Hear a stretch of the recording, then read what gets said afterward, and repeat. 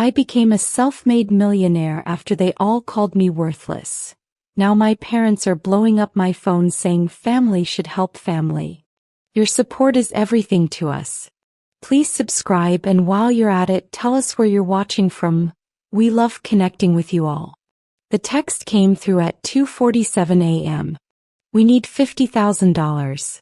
Your father's in the hospital. Family helps family, Lillian. I stared at my phone screen, my hands trembling. Not from fear, from rage. Because the last time I'd seen my mother, Diane, she told me I was a waste of space who'd never amount to nothing. That was 3 years ago at my grandmother's funeral, right after I'd asked to borrow $200 for groceries. Ask your golden child, she'd sneered, loud enough for everyone to hear.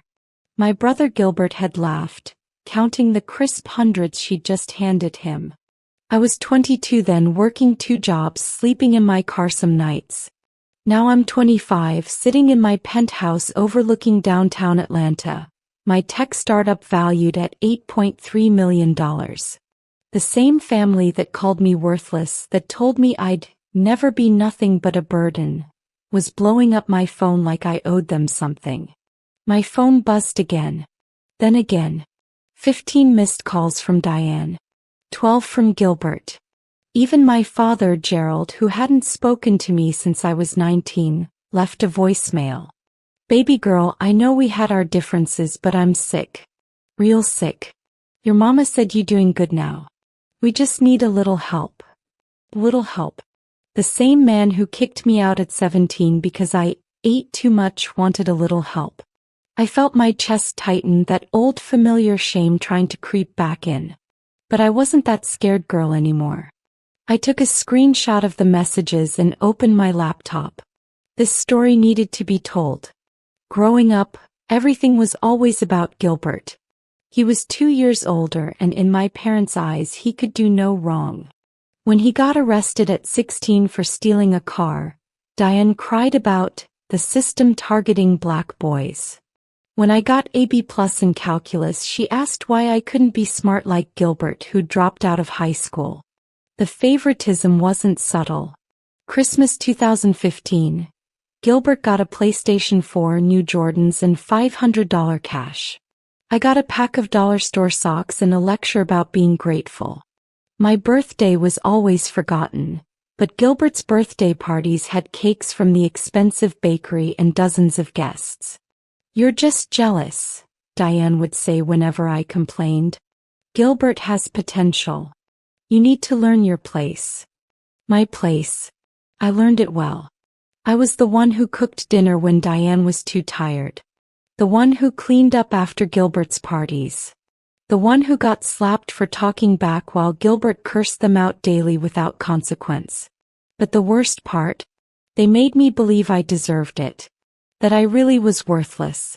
That the way they treated me was somehow my fault. When I was 17, I found a college acceptance letter hidden in Diane's drawer. A full scholarship to Georgia Tech. She'd never given it to me. When I confronted her, she didn't even look ashamed. College would have been wasted on you, she said, lighting a cigarette. Gilbert needs us to focus on getting him right. You're just selfish, always thinking about yourself. I moved out the next week with 2 garbage bags of clothes and $47 to my name. Nobody called to check if I was alive. The first 6 months on my own almost broke me. I was sleeping on my friend Tasha's couch, working at a call center during the day and cleaning offices at night. I'd wake up at 5 a.m., work until 3 p.m., nap for 2 hours, then work midnight to 6 a.m. I was exhausted, hungry, and completely alone.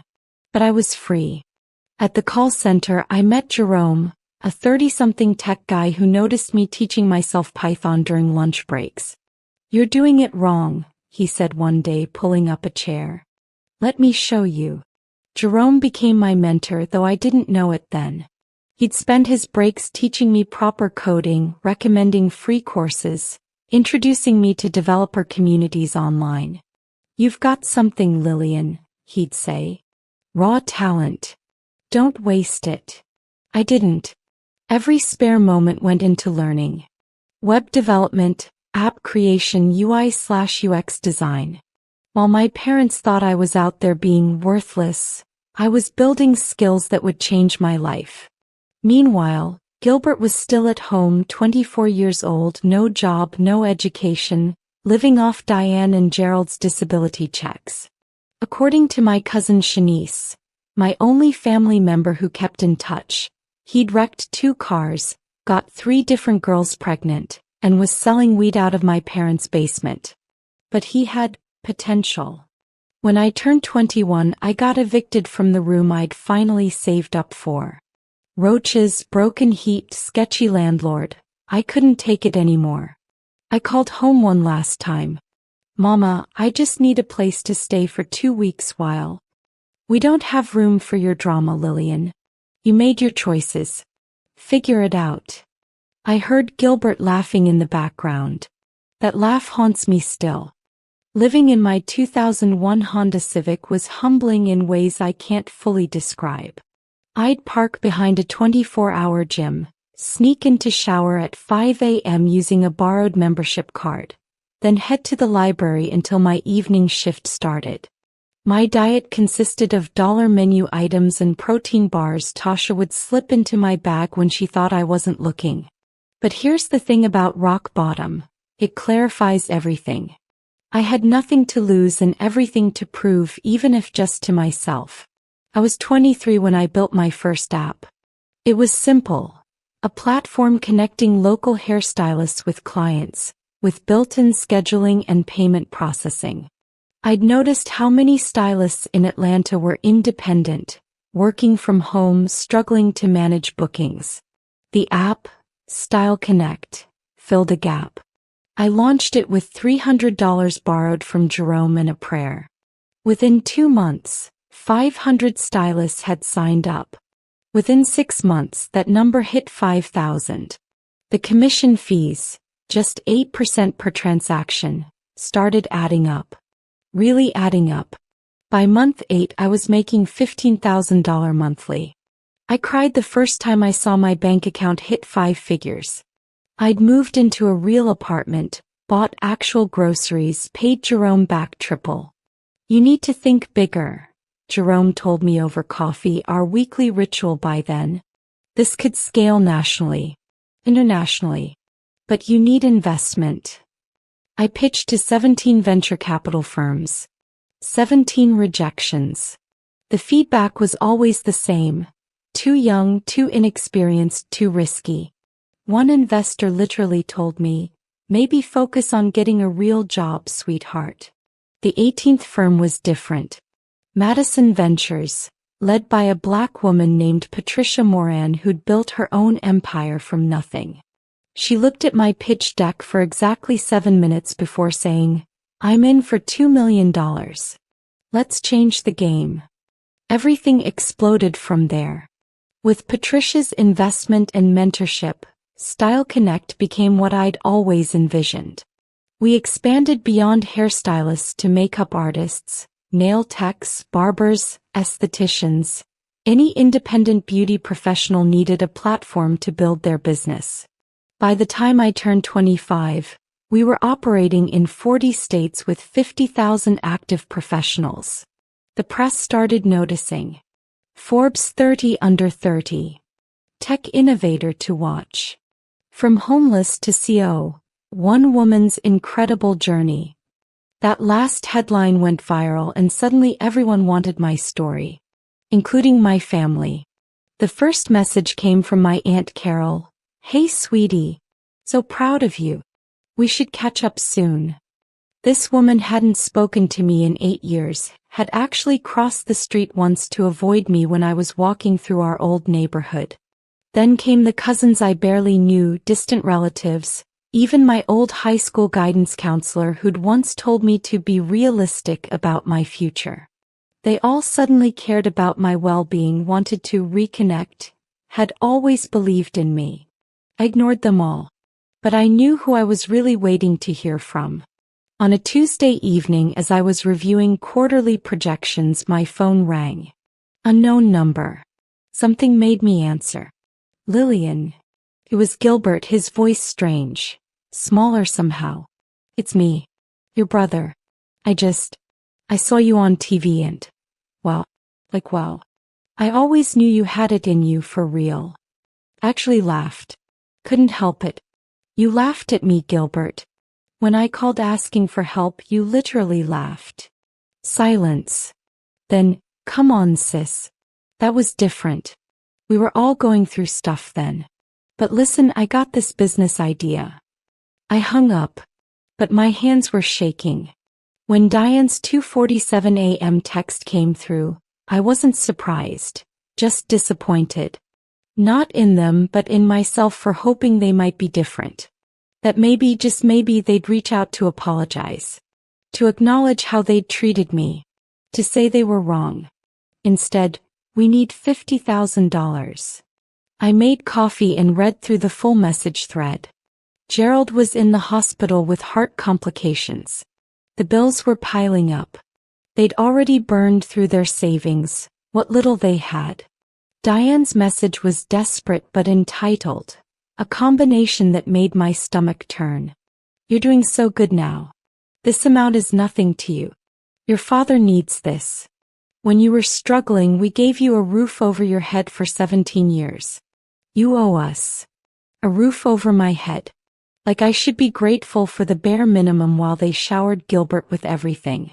Like I should forget every cruel word, every dismissive gesture, every time they made me feel worthless.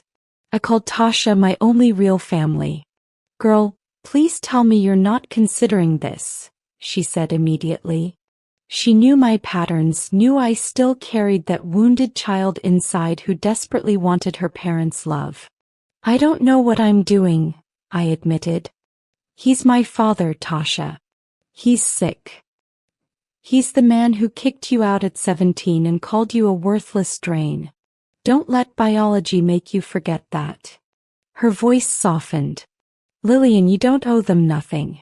Not money, not time, not even a response. But family guilt is a powerful thing, especially in Black families where you're taught that blood means everything, that you always help your own no matter what. I'd internalized that messaging, even as my own blood had abandoned me. I didn't respond to Diane's message. Not yet. But I didn't block the number either. That hesitation would cost me. They showed up at my office 3 days later. I was in the middle of a board meeting when my assistant Michelle knocked urgently. Lillian, there are people here claiming to be your family. They're causing a scene in the lobby. My blood ran cold. Through the glass conference room walls I could see them. Diane, Gilbert, and 2 people I didn't immediately recognize. Gilbert's girlfriend and some man I'd never seen before. Patricia looked at me, her expression unreadable. Handle it. We'll reconvene in 20. I walked down to the lobby on shaking legs, my heels clicking against the marble floor of the building I'd bought last year. They looked out of place in this space. Diane in her worn jeans and cigarette-stained jacket, Gilbert in his sagging pants and fake gold chain. But what caught me off guard was how old they looked. Diane had aged 15 years in the 3 since I'd last seen her. Gerald wasn't even there. Still in the hospital, presumably. There she is. Diane announced loudly, attracting stares from my employees. My daughter, too good to help her own father. You hear that, everyone? This girl wouldn't even be alive without us. And now she's too bougie to save her daddy's life. Lower your voice, I said quietly, my heart pounding. And follow me. I led them to a small conference room, Michelle trailing behind uncertainly. Once the door closed, Diane erupted. You got some nerve making us wait. We've been calling you for days. Your father is dying and you're up here playing corporate, ignoring your family. I'm not playing anything, I said, surprised by how steady my voice was. And you're not family. Family doesn't treat people the way you treated me. Gilbert stepped forward. Come on, Lillian. Don't. I held up my hand. You don't get to come on me. Where was this energy when I was sleeping in my car? The room fell silent. Diane's face twisted, her mask slipping for just a moment before she recovered. We didn't know you was sleeping in your car. You never told us. I called you Mama. I called you crying, saying I got evicted, asking if I could stay for just 2 weeks. You said you didn't have room. Then I heard Gilbert laughing in the background. I turned to my brother, who at least had the decency to look uncomfortable. You remember that, Gilbert? You thought it was hilarious that I was homeless. I was high, man. I don't even. You're always high. That's not an excuse. Diane slammed her hand on the table. We made mistakes, okay? We wasn't perfect parents. But you don't abandon family over old drama. Your father is in that hospital bed asking for you, crying about his baby girl. His baby girl? I felt something crack inside me. Gerald hasn't called me his baby girl since I was 6 years old. The last thing he said to me was that I ate too much and he couldn't afford to feed a lazy daughter. I was 17 and weighed 110 pounds because I was literally starving myself so you'd stop complaining. The man I didn't recognize, tall, well-dressed, uncomfortable, finally spoke. Perhaps we should all take a breath here. I'm Pastor Williams from the family's church. I'm here as a mediator. Did they tell you the full story, Pastor? I interrupted. Did they mention hiding my college acceptance letter? Did they tell you about giving Gilbert thousands while I got nothing? Did they explain why I left? Pastor Williams looked at Diane, whose face had gone red. Sister Diane said there was a misunderstanding. It wasn't a misunderstanding. It was abuse. Emotional abuse, neglect, favoritism so extreme it was cruel. And now they want $50,000 because suddenly I'm valuable to them. You're being dramatic, Gilbert muttered. Something in me snapped. Michelle, I called out.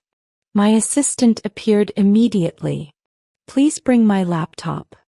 Lillian, don't do this, Diane said, and for the first time she sounded scared. Do what? Tell the truth? Isn't that what Pastor Williams is here for? Honesty and healing. Michelle returned with my laptop. I opened it and pulled up a folder I'd created years ago. Screenshots, photos, documents. My own receipts of a childhood I could never quite let go of. This is my college acceptance letter from Georgia Tech full scholarship. Notice the date, August 2017. I found it in Mama's drawer in November 2017. Already past the acceptance deadline. She hid it from me. I turned the screen around. Pastor Williams leaned in, his expression changing. These are text messages from when I was 18, begging for help paying for textbooks at the community college I'd enrolled in myself. See Mama's response? Stop asking me for money, you're grown now. This next screenshot is from 2 days later. Gilbert's Instagram post showing off the new Xbox Diane bought him. He was 20, no job. That's private. Diane hissed. You got no right. These are medical records from when I was 16 and passed out at school for malnutrition. The nurse called home. Diane told her I was being dramatic for attention. I weighed 98 pounds. Pastor Williams stood up, his face pale. Sister Diane, you said your daughter abandoned the family without cause. She's twisting everything. Diane shouted. Making us look bad because she's bitter. We fed her, clothed her, gave her everything. You gave me trauma. My voice cracked, years of pain flooding out. You made me believe I was worthless. Do you know what that does to a child? To look at your own mother and see disgust? To watch your brother get everything while you get nothing and be told you deserve it. Gilbert finally found his voice. Lillian, I'm sorry. For real. I didn't know it was that deep. It was always that deep, Gilbert. You just didn't care. Pastor Williams cleared his throat. I think I'm beginning to understand the situation here. Sister Diane, Brother Gilbert, perhaps we should give Lillian some space. No. I stood up, my hands flat on the table. I want to know the real reason you're here. Because it's not just the $50,000, is it? Diane and Gilbert exchanged glances. There was that flash of guilt. Tell her, the girlfriend, I'd forgotten she was even there, suddenly spoke up. Just tell her the truth. I'm sick of this. Shut up, Brittany. Gilbert snapped. No. This is wrong, Gilbert. She deserves to know. Brittany turned to me and I saw genuine remorse in her eyes. Your parents are being evicted. They owe $30,000 in back rent and bills. Gilbert owes $15,000 to some dealers. Serious people who've been making threats. The hospital bill is real, but it's only $5,000. They were gonna take your money and split it. The room erupted. Diane screaming at Brittany, Gilbert trying to do damage control, Pastor Williams looking horrified. I just stood there numb. You were going to scam me, I said quietly, and somehow my voice cut through the chaos. Your own daughter. You were going to lie about how sick Gerald was so you could steal from me. It's not stealing. Diane's desperation was palpable now. You owe us. We raised you. You wouldn't have nothing without us. I have everything despite you. The words exploded out of me. Every single thing I've accomplished I did alone. While you were telling me I'd never be anything, I was teaching myself skills. While you were laughing at me for being homeless, I was building a business. You didn't raise me, you tried to destroy me. And the fact that I succeeded anyway? That's not because of you. That's in spite of you. So you'll just let your father die? Let us lose our home. Diane's voice turned cold. That's the daughter I raised? Heartless. I looked at her, really looked at her, and felt nothing but pity. You didn't raise me at all, Mama. I raised myself. Security was called. Gilbert tried to resist, talking about disrespect and family values, until two uniformed officers made it clear he needed to leave. Diane went quietly, but the look she gave me was pure venom. You're dead to me, she said at the elevator. You hear me? Dead. I've been dead to you my whole life, I replied. I'm just finally accepting it. After they left, I returned to the conference room where my board was waiting. Patricia studied my face, then spoke. You good? I nodded, not trusting my voice. The meeting continued and I forced myself to focus, to be professional. But inside I was 13 again, watching Diane hand Gilbert money for a new bike while telling me we couldn't afford school supplies. That evening I went to see Gerald in the hospital. Not because I owed him anything, but because I needed to see him, needed to understand if any part of my father was worth salvaging. He was alone in a semi-private room, looking small and gray in the hospital bed. When he saw me, his eyes widened. Lillian? Baby girl. Don't call me that. I sat in the chair by his bed, maintaining distance. I'm here to see how sick you really are. They told me you were dying. Gerald had the decency to look ashamed. I'm sick but not dying. Heart problems, high blood pressure. They want me to change my lifestyle, lose weight. So Diane lied. Again. She's scared, baby. We're in a bad spot financially, and when we saw you on TV looking so successful. He trailed off. We thought maybe you'd help. Your family. Family, I repeated. Gerald, when's my birthday? He blinked. What? My birthday. What's the date? He struggled, his mouth opening and closing. It's June. March 14th. I'm 25 years old and my father doesn't know my birthday. The heart monitor beeped steadily in the silence. I'm going to pay your hospital bill, I said finally. The real one, $5,000. I'll also give you $10,000 cash. That's it. That's all you get from me. Gerald's face lit up. Lillian, thank you. I knew you were a good girl. When you help with the rent too, we can. No. The word hung in the air. That $10,000 is the last money you'll ever see from me. I'm doing this because I need to live with myself, not because you deserve it. Use it for rent, use it for bills, use it however you want. But after this, we're done. You can't mean that. I'm your father. You're the man who contributed DNA. A father protects his children, supports them, loves them. You did none of that. You let Diane treat me like garbage. You kicked me out. You forgot my birthday. You never once asked if I was okay. I stood up, feeling lighter already. I forgive you, Gerald. Not for you, for me. I forgive you so I can move on without this weight. But forgiveness doesn't mean reconciliation. It doesn't mean relationship. It means I'm choosing to stop letting you hurt me. Lillian, please. I hope you get better. I hope you change your life, lose the weight, treat your body right. But I won't be there to see it. This is goodbye. I walked out of that hospital room and didn't look back. The $15,000 I transferred that night, less than I make in a day now, bought me something priceless. Freedom. Diane called 47 times over the next week. Gilbert sent dozens of messages, ranging from apologetic to threatening. I blocked them all. When they showed up at my building again, security had instructions not to let them up. Patricia took me to dinner a month later after the dust had settled. You did the right thing, she said over wine. I know it doesn't feel like it, but you did. They're telling everyone I abandoned them. Shanice says half the family won't speak to me now. The family that stood by while you were mistreated? You've lost nothing of value. She was right, but it still hurt.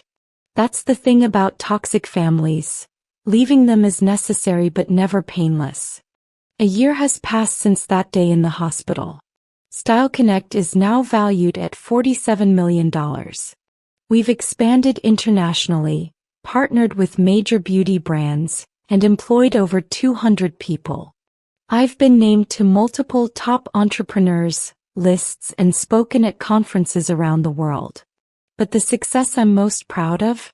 I started a foundation called Second Chance Sisters, providing resources, mentorship, and microgrants to young women escaping toxic family situations. We've helped over 300 women find housing, learn skills, and build their own futures. I share my story not for pity but to let them know. You can survive. You can thrive. Your family's opinion of you doesn't define your worth. Tasha's getting married next month and I'm her maid of honor. Jerome's wife just had a baby and I'm the godmother. Patricia and I have coffee every Sunday talking about business and life. These people, the ones I chose, are my family now. Sometimes I still get messages from Diane and Gilbert, usually around holidays or when they need money. I don't respond. That chapter of my life is closed. Last week Shanice called. Your mama's been telling people you're cold-hearted and selfish. Just wanted you to know. And what do you think? I asked. I think you're the strongest person I know. I think they treated you like dirt and now they're mad you grew flowers anyway. I laughed, feeling that girl who once believed she was worthless fade a little more. I'm not worthless. I never was. And I don't need them to validate that truth anymore. My name is Lillian Marie Johnson. I'm a self-made millionaire, a CEO, a mentor, and a survivor. I'm building an empire not to prove them wrong, but to prove myself right. That I was always worthy, always capable, always enough. And to any woman reading this who's been told she's nothing by the people who should have built her up, you're enough too. Walk away. Build your life. Become the person they said you'd never be. Not for revenge. For yourself. Because that's the best success story of all.